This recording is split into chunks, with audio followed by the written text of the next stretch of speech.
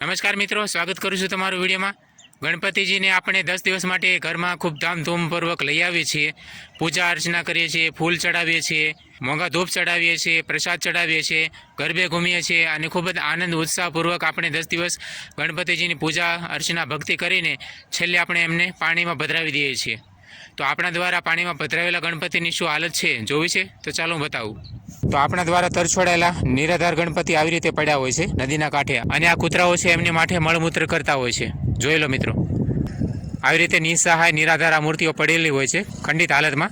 જો નથી આમાં ગણપતિના હાથ પગ સજીવન કે નથી માથું, આવી રીતે ખંડિત થયેલી આ મૂર્તિઓ પર વેરવિખેલ પડેલી હોય છે અને માથે કૂતરાઓ પેશાબ પાણી કરતા હોય છે।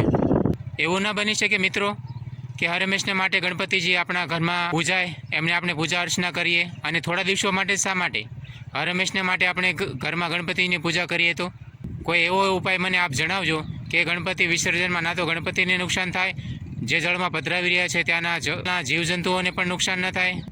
તો કોઈ એવો ખાસ ઉપાય હોય કે જેથી આપણી ભક્તિ શ્રદ્ધા પણ જળવાઈ રહે અને પર્યાવરણને પણ નુકસાન ન થાય, એવો કોઈ આપની પાસે કોઈ રીત ઉપાય હોય તો મને કોમેન્ટમાં જણાવજો।